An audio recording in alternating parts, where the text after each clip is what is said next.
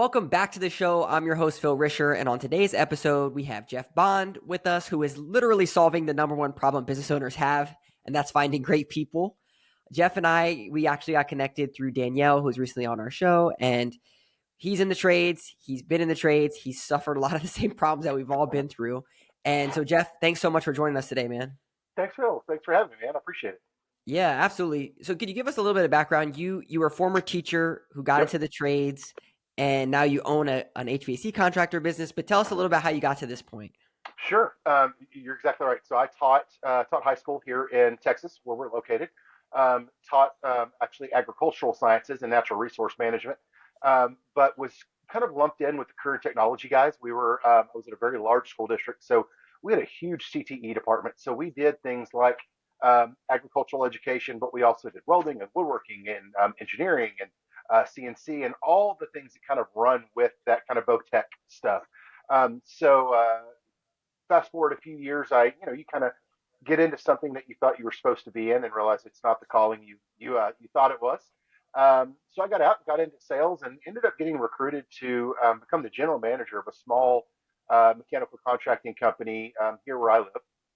And a small family-owned company, had been around since 1997. Came in and was able to run that for a few years.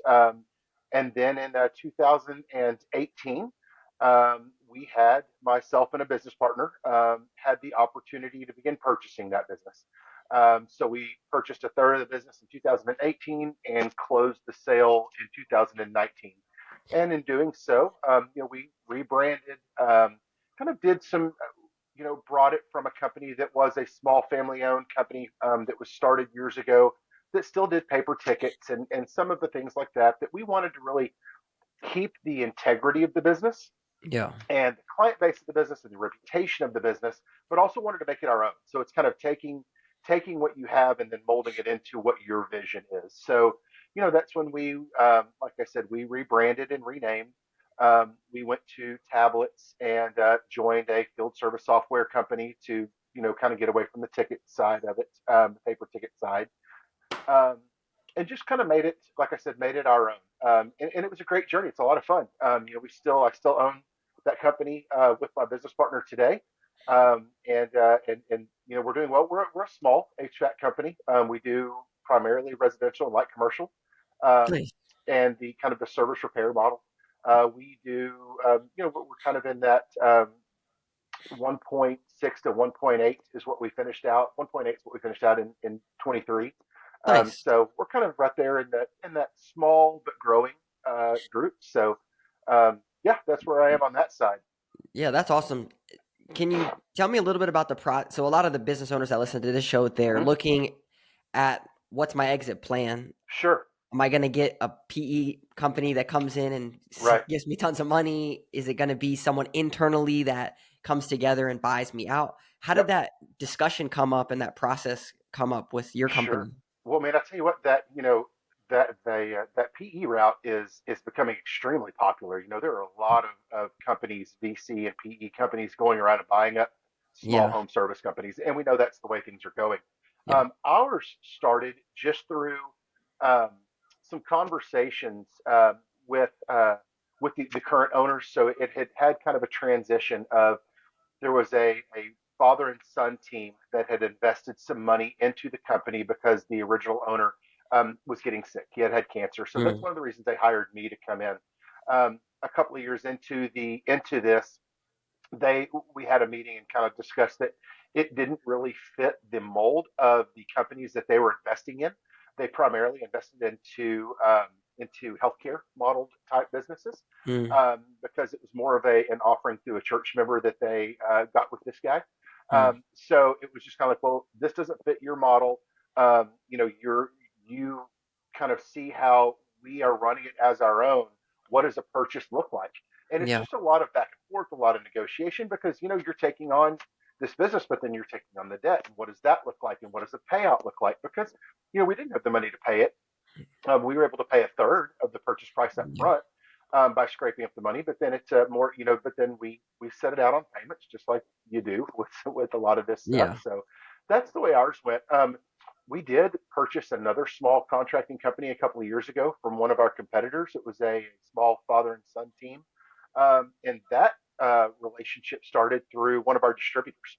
We had Oh wow. mentioned to one of our sales guys that, hey, if there's anyone in our area that you know is looking, that's very small, that's looking to get out of the game, we're interested in talking to them. So kind of been on both sides of it.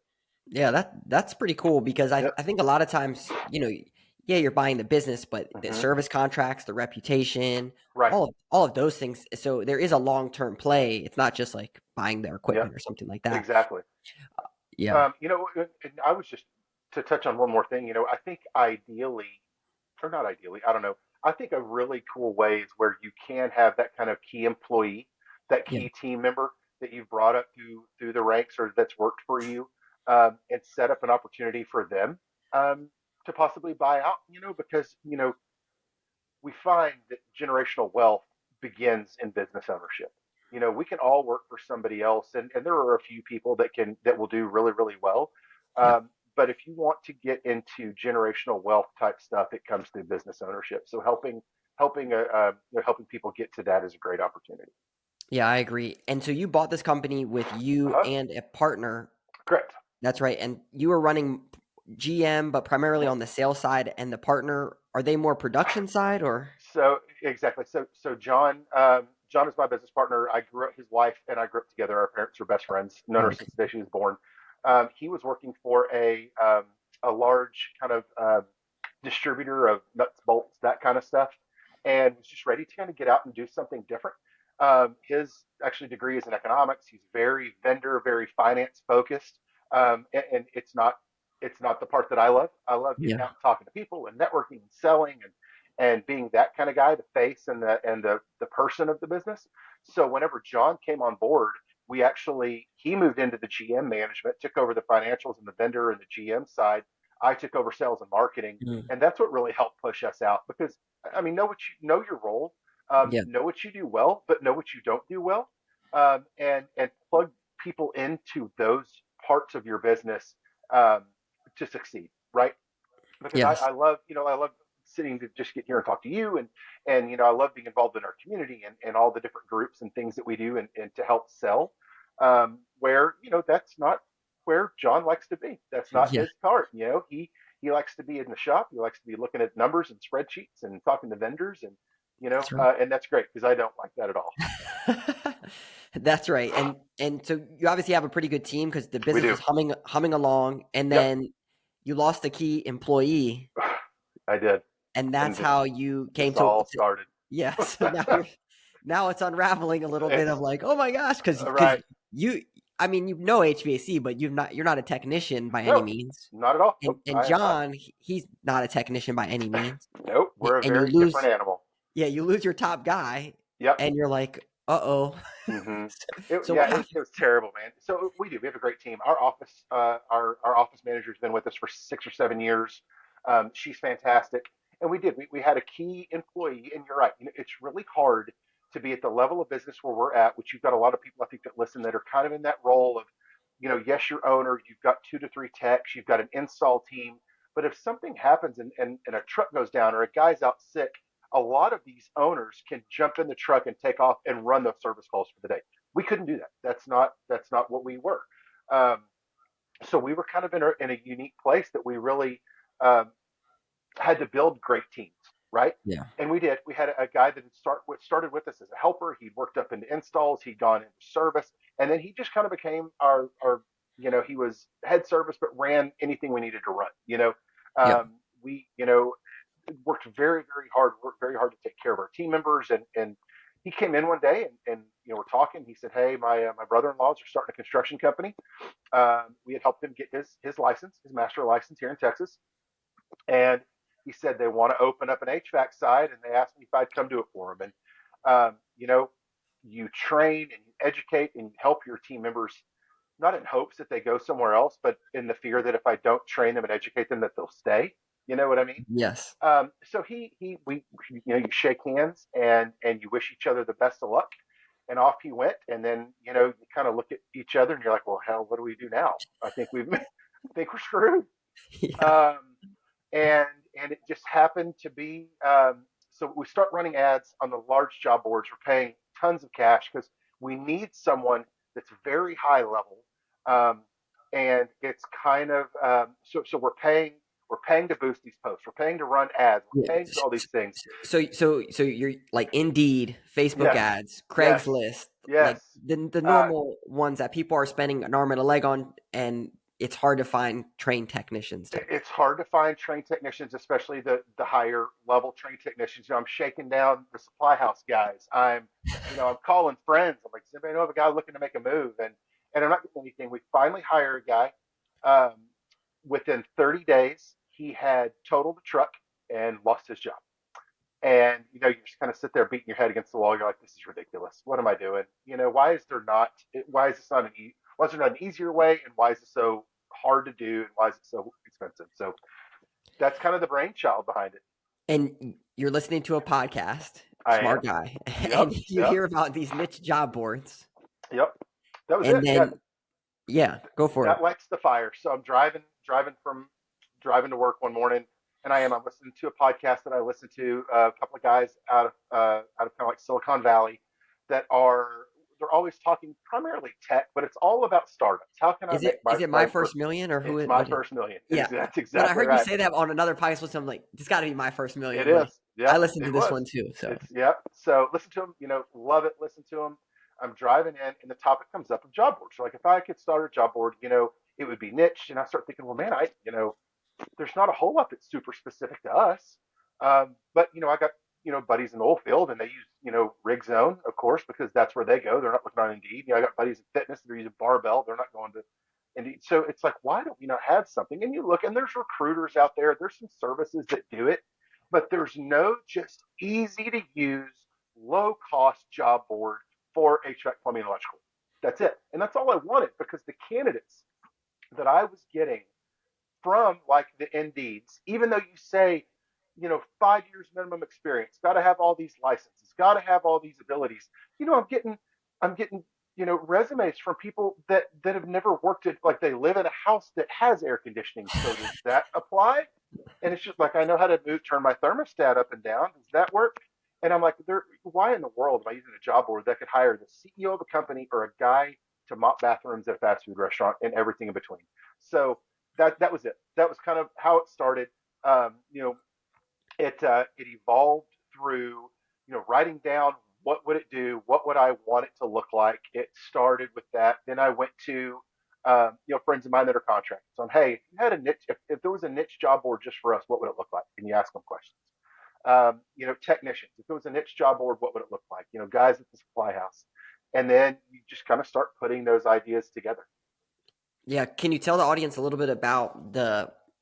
This is not just like in Texas or something. Right. You have over 40,000 some people on there now or Right. something. Well, yeah, over 60,000 now. 60,000. Yep. Wow. So it does. It works all over the United States and Canada. Um, so we wanted to start and tackle the kind of two larger North American markets first. Um, and it was through a lot of mentorship and ideas through people that I've talked to. This isn't something you just build in a month and turn on. This has Yeah. been a process since October of 2020 to get where we are today. That's one thing I was curious about because you're a teacher, so clearly you understand learning, and then you Sure. go into sales and HVAC. But then how do you know how to create a technology Oh, company? Like, great question. You don't. You have no idea what you're doing. yeah, That's what you do.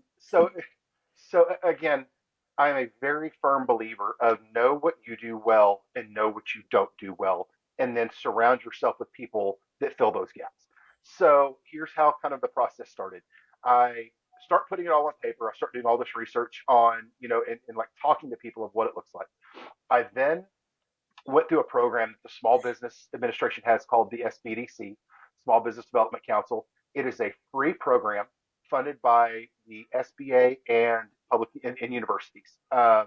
So we happen to have a gentleman at one of the local colleges that worked for the SBDC that I started setting up meetings with, and him and I started meeting every 2 weeks, and he was just a life changer for me. Hmm. This gentleman he started a few different businesses on the petroleum side, one of them being a software business. He happened to have a law degree, right? So he can answer all these questions. Oh my Um, gosh. he has access to the business school. at the Mm. university where he houses, and information through the SBA. So when you're talking about, well, how many technicians are we actually looking at in this? And we would build all these spreadsheets and all these pro formas. And so that was kind of the jumping point. In fact, he called me 2 days ago and lit another light bulb on that for something else that we're going to start doing. And he just called just to check in, just to say hi. The Oh. next phase of it was I actually got the company accepted into the business incubator for the city of Fort Worth. So that was kind of the next step. Now I'm getting in and talking and having all these free resources with people that are um, very focused on entrepreneurship and business Mm. growth and mentorship, and that kind of goes to the next level. Um, and then I found a company locally that a development company that I could work with, that we just started building this thing out. It took 6 months to get it to a workable, viable kind of prototype. Um, and all of you've got so many business owners that listen to this and they'll know this completely. It always takes twice as long as you think and twice as much money. So just Yeah. so you know.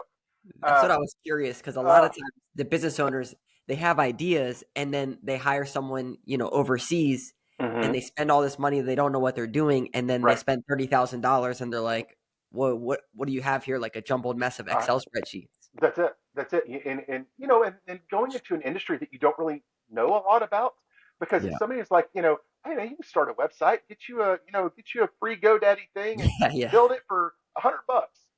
No, that does not work that way, especially when it has to be as robust and work the way ours works. So, Yeah.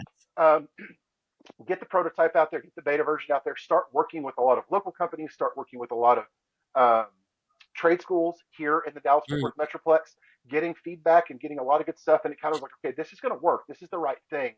But again, I'm just bootstrapping the whole thing while I'm also trying Yeah. to run another company, and I have a family. So I archived the website, realized, hey, this is a good thing, but I've got to find some partners with that can dump some cash into this thing and have some resources to get it going. So lots of meetings with PE, lots of meetings with VC companies, and actually met some people through a relationship that own a just do software stuff for the trades for Oh, guys like in our industries, wow. and it worked out that they're like, dude, you've got something good here that's going to help the trades community. Let's kind of do some partnering, and because they had already had a lot of the development stuff on staff, they have a lot of the Mm. marketing stuff on staff, that we could offload a lot of that to their plate, and then Yes. I could focus on just running the day-to-day operations, talking with guys like you, Yeah. doing some interviews, and really work on getting the website out there. Wow. That's awesome. So it's a lot of Mm. stuff, man. It was a lot of fun. It's been a real busy few Yeah. years, but can't complain. You know, John has been, just a blessing. Obviously, we're great business partners and great friends. But he was kind of whenever this kind of started, and that opportunity came up to really put the gas on the fire with this. He's like, "Go do it, man. You Yeah. started this. You've got a great opportunity. We're good over here. Do what you got to do." And so that's been a huge blessing, and my wife has been behind me the whole time, and it's been fun. But anyway, that got us to where we were able to turn everything on in November, and have been running ever since. Yeah, and so since November, you've gotten 60,000 Hmm. CSRs, Yep, technicians, like managers, kind of like the whole rundown of a trades type business, right? it is. It is. So trade jobs works for anybody that works within any field of those three mechanical trades. So technicians, CSRs, installers, apprentices, anybody in between. Now, I will tell you, it's very highly focused on technicians, Yeah, of course. because that's our biggest problem. I mean, those are, when you're talking about bringing in an apprentice or an installer that maybe doesn't have a license that you can work with, or maybe a Hmm. CSR that doesn't require any type of licensing, but it's just a really smart, friendly face on the, smart person, friendly face. Um, that's one thing. When we're talking about people, especially in Texas, where you have to be licensed, then that's those people are just harder to find. I mean, that's Of just life. course. That's life. We have less people going into trade school. We have less people coming out of trade school, and then we have the bulk of the population of our trades people are aging out. They're Yeah. aging out of the industry, so we're having these huge gaps form, um, which makes it even harder. Yeah. So you built this database of all Uh-huh. these techs and people, and Yep. they're in there. Some of them are actively looking, others are Uh-huh. in there, and they can get alerted if a Mhm. position were to open up that says, hey, this fits my criteria, that kind of stuff. That's exactly it. So to fill out your candidate profile on the site is completely free, and all it is go in there, create your candidate profile.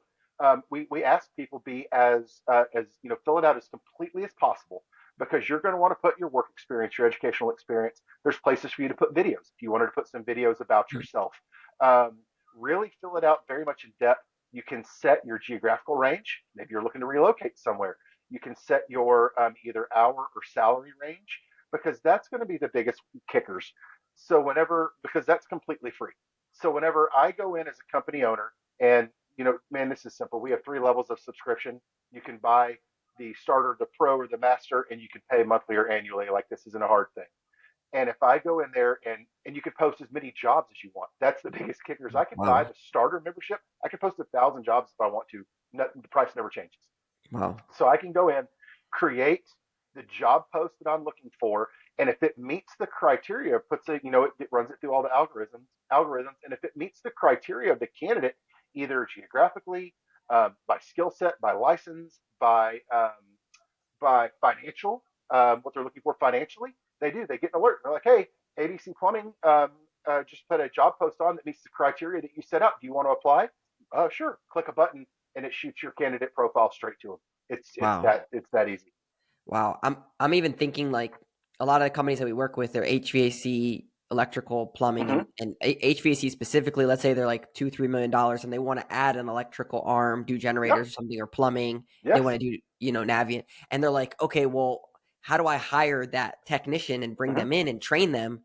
Right. When you're saying, well, why don't you just go get someone that has 10, 15 years experience at one of these big players, Mm-hmm. bring them in, pay them a little bit more, a little bit Yep. extra, give them maybe even department. They could run their own department of some sort. It's huge. It's a Yep. great opportunity to be able to kind of scale your business more effectively than trying to like shake down your shop guys or something. Absolutely, absolutely. Yeah. You're hanging out in the electrical aisle at Home Depot, trying to kind of creeping on people, trying to recruit, or adding, like you said, or adding a horizontal thing. Maybe you've been in HVAC forever, but you want to add duct cleaning, and that doesn't require a license, right? In Right. Texas, so I just need somebody that can do it and do it well. Well, I just can go in there and post my stuff and find someone.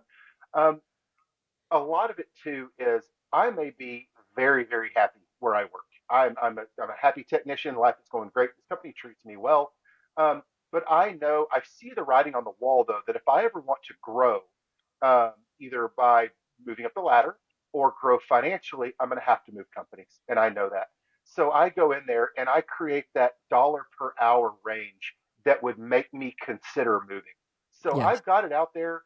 It's working for me. I don't even, have to do Mhm. anything Yes. until that job pops open and I'm like, that's something I do need to go look at, Wow. because the right opportunity is there. It's working for you in the background. Yeah, that's a really So good point because that kind of sets the threshold of if I'm a business owner and I'm looking to bring someone on, well, what's it going to cost me to get a level like that? And you kind that's of right. know instead of just going on Indeed and they give you some random range and you're like, oh, yes, yeah, Yeah. this is it. Right. And with our higher level of subscriptions, you can actually go in and search the database. So Wow. maybe I am looking to start that electrical arm of my business, but I'm like, man, I don't even know what this is going to cost me to get a guy, right? Well, if I have the right membership to trade jobs, I can go in and search the candidate database. And I'm like, okay, this guy has the experience I want. He's local. Meets all of the criteria I would look for, and it looks like it would cost me X amount per. Here's his dollar that he's looking for, and then you sit down and you think, okay, can I afford that guy?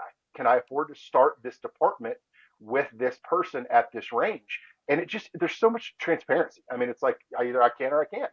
Yeah. That's it. Yeah, another thing that you mentioned back in the beginning was that you used to be on paper Yep. at the HVAC company, and then you Yep. switched to tablets. And I think a Yep. lot of times businesses they're in this transition, whether it's Service Titan or Service Fusion or these other platforms, Mm-hmm. and then they have to train all these CSRs that have been with them for 20 years, and That was hard. and technicians, Mm-hmm. and so that's a part of this. I would imagine is like, well, what technologies are you familiar with, or what have you used in the past of some Oh, sort? that's That huge. That's yeah, that's a huge. huge thing, I Well, think. it is because you're right. That learning curve of everybody's. There's lots of different options out there nowadays, right? It's not just one or two service and dispatch softwares. It's not just one or two flat rate pricing softwares. It's not just one or two warranty companies. And Right. now a lot of the manufacturers, you're doing so many warranty returns through their website. Yeah. It is. It's difficult. So being able to go in there and say that I've used Service Titan, House Call Pro, Field Edge, the new flat rate, Profit Rhino, all of these things to help me say, okay, this person um, may be $3 an hour more than I'm looking to pay, but I don't have to train them. I can put them in That's a right. truck tomorrow. So that's huge. Or I don't mind training my people. I've got a great process and procedure set out on how I train them how to use our software. So this guy doesn't have, or this girl doesn't have that on their resume. Um, but they're $5 an hour less than I'm looking to pay. So then that gives me some room to bump them up as they grow. Yeah. What does it look like on the recruiting process that you would say maybe are some best practices? So if you reach out to someone, do Sure, you and they're at another company, do you have them come in and like do ride-alongs, or like what does that back and forth relationship building sure. look like that's good? That's a positive, would you So say? absolutely, and of course, it's hard if they're working for somebody else. You've got to be flexible, man. You've got to be willing to meet them where they are if they're the person you're looking for. So if somebody applies, you need to reach out to them immediately, and email. You need to email them. But remember, we're doing a lot of stuff through text nowadays. So here's kind of how it would go for me. You apply for the job that I've got posted. I'm going to email you, and reach out to you immediately, so you know. But I don't expect you probably to answer the phone or to write me back because you may be in an attic, you may be sitting next to your boss or your lead man, whatever it is. But I'm going to do that. And then if I don't hear from you, I'm going to do it again tomorrow. And then I'm going to give you a couple of days and I'm going to do it again. But the process then is hopefully I get that response back. And I'm going to do one of a few things. First, I'll always offer for you to come into our office to meet with us face to face. But if that doesn't work, I've met guys at lunch. I'll take you to lunch. Maybe you can park at Walmart. We'll go eat at the McDonald's next door or Subway. Don't mind doing that at all. I will we've done interviews in the evening after work hours. Yeah. We've met people on the weekends. I've got a guy right now who's actually, him and I were talking yesterday. He's hiring right outside of Philadelphia. And he actually has two apprentices that he is meeting with on Saturday that he's going to do their first kind of round of on the like hands-on skills training is Yeah. from 8 to noon, and to see if they have that they move to the next step. But they already work for somebody as an apprentice, but he's having to do all this on a Saturday, and that's fine. You've got to be able to meet people where they are, right? Yeah. I think that's really good. And what kind of stuff are you seeing?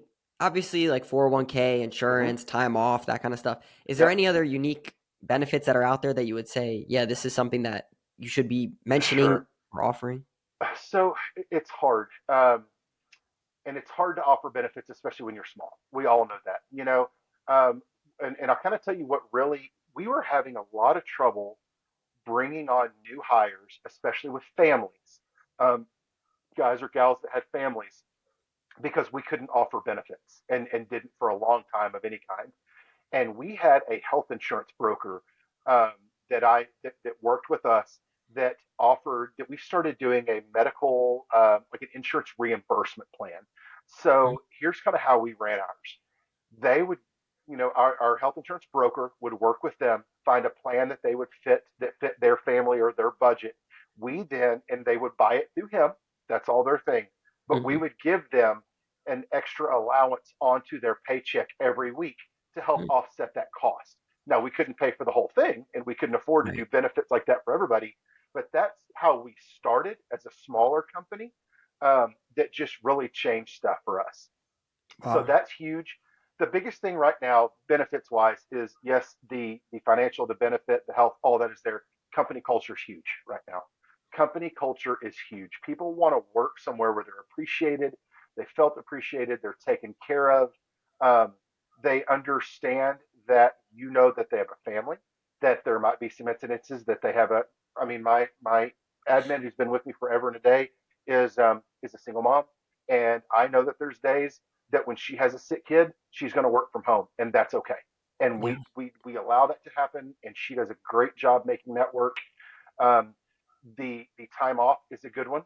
We one of the things that we stress with our team members is, and it's whenever they get their handbook and they earn PTO and paid time off as we go through it, that we make it use it or lose it. because we want them to take it, right? So Yes. I've got guys with 2 and 3 weeks of vacation because they've been with us forever. That if we tell them, Lee, you've got 2 weeks of vacation left, and it's November. You tell us when you're taking it because you're going to take a couple of time off, and we're going to pay you to go be with your family and hang out. So making sure that your benefits are or something that you truly want them to use Yeah. is huge. But I think if you're trying to find something that's kind of off the beaten path with benefits, look at your company culture Mm. and make sure that they feel valued, make sure that they're taken care of.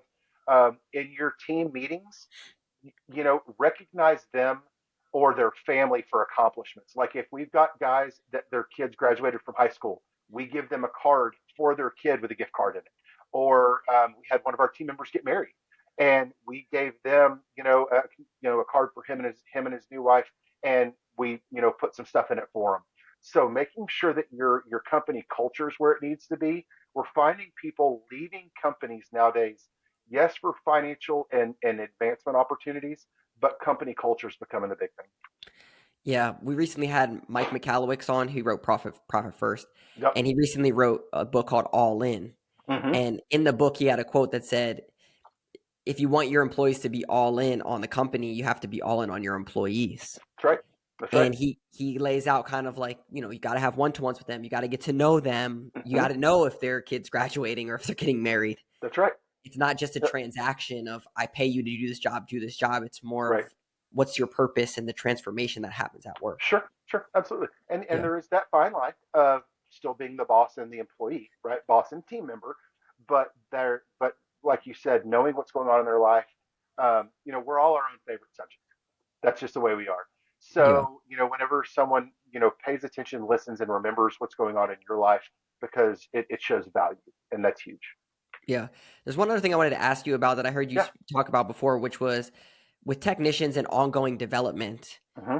What are some obviously there's different things that they can do and different courses they could take, but are there Hmm. any specific things that you would say like, yeah, these are things that techs are looking for or looking to do or kind of like milestones or something like that Sure. in their career journey? I'm trying to think of kind of some of the things that I've heard. Obviously, a lot of us get into the trades, especially these guys that get into the service side. They like fixing things. It interests them, right? And that's how it kind of goes into the career. So I would say any way that you can advance their knowledge or advance their career, do it. We work with our manufacturer. All of your listeners have, probably a manufacturer or a distributor that they work with. Those people offer tons of classes and opportunities to learn. Make sure they're going to those. Make sure that if you're selling a certain brand of equipment, that your guys are experts on that equipment. They have the certification that says that they are, experts in the heat pump side. They're experts on the two-stage compressors. They're experts in all of these things because that makes you look good. You're going to be able to work and fix better things, but it helps them advance their knowledge on the equipment. Yeah, I would Um, imagine in trade on trade jobs, there's mhm. a place you can designate like, Linux, Carrier, whatever Oh, whatever absolutely. your Abs- manufacturers that you're knowledgeable about and Absolutely. those types of things. It is. And the I was talking with a guy the other day, and it's hard, but one of the things that they advertise is that their technicians go through, I think he said 200 hours of education a year. Well, you start breaking that down, you're like, okay, so there's 52 weeks in a year. We're going to do X amount of time per week. And okay, it's going to take us 2 hours a week to get this thing knocked out, but that's an astonishing number. And Yes, that's something that your customers will love to hear, right? And absolutely. and it just makes the best teams. If you've got guys that are just, guys and gals that are just working for you and they don't want to grow, they don't want to move up in life, they don't want to expand their knowledge of their equipment, watch out for them. They're there collecting a paycheck, and they may not be giving it their all when you're not watching. Yeah. A common theme through our discussion was growth and learning and going for new Mhm. things. Are there any specific books or podcasts or resources that you would recommend, whether it's books or podcasts or things that have helped? I am reading, I believe it's called Dream Maker right now, which is kind of about company culture and retention.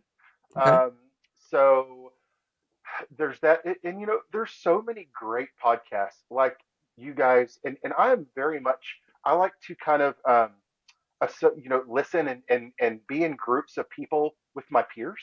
Yeah. There's a lot of guys. It's funny locally here. There are guys that own HVAC companies that won't talk to you, that won't act like they know who you are at the grocery store and all that. And then there's a whole other group of like 4 or 5 of us that have a text like that text together. Yeah. We'll call each other. I had a guy call me the other day. This guy's a complete competitor of mine. Called me the other day. He goes, "Hey, what are you charging for like a 4-ton heat pump change out right now?" I'm like, "Oh, cool. Let me look at my stuff." And I told him. He goes, "All right, cool. We're within $300 of each other. Just want to make sure I was still on the right path." I'm like, you know, Yeah. talk to your peers. Do that. Find something, find a way to better yourself through podcasts or reading or something. I'm not a big reader. I had a business owner up in Oklahoma recommend this book to me, so I'm wanting to read it so that him and I can talk more about it.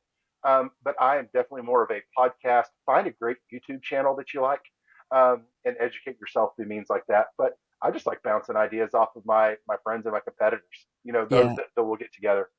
I think it's good. The iron sharpens iron, and don't shy away from. I was at a networking group, and this woman's like, "Oh, we do the same thing," and I'm like, Mhm. "Okay, great. Well, let's talk. Let's get lunch. Let's talk Right? about like what's working for you, what's working for me." And Yep. we gave each other value, and we both growing our business because of things that we Mhm. shared. Yeah. So Yep. it, I, I don't think it's a bad thing by any it's means. not. I've got a buddy here locally that owns a water purification company. They do a lot of in-home water purification, water software or softening systems, things of that nature. Yeah, And I got into my business about the same time he was starting his. And we're both home service businesses, and we have bounced more ideas off of each other just on what's working, what's not, what's working in marketing right now. Oh, I saw your ad in the local this. Are you getting anything out of that? Is that working? I love doing stuff like that. yeah. I think it's very silly to think, oh, we both can't have $10 million business or $20 million business. Right, There's no way that that's even possible. Like, right. if we're going for $1 billion, moonshot ideas, okay, Sure, maybe. yeah, But like, yeah. come on. But we're talking air conditioning in Texas, right? I mean, Yeah, there's yeah, plenty of work for all of us, I yeah, promise. yeah, And if you know what? And here's another thing: learn from their mistakes because mistakes are expensive. yeah, Learn from something that they've done that you're like, geez, that saved me 5 grand. Awesome. I'm not going to do that, and move on to something else.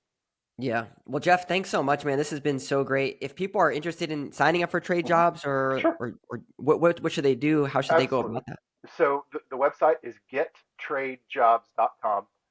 Super easy on there. 2 buttons. If I'm either looking to hire or I'm looking to work, and you can either fill out your candidate profile for free or look through the employer page. It's all there. You can contact me directly through it, and then follow our social links. We're on Facebook. We're on Instagram. We've got a YouTube channel. All the things that people can help promote us because truly this is a business built by contractors for contractors, and that's what we're trying to do is have the revolution of everybody moving to one hub so we can all get back to work faster. Awesome. Well, thanks so much, Jeff. It's been great getting to know you, man. Thank you. I appreciate your time. All right. Bye.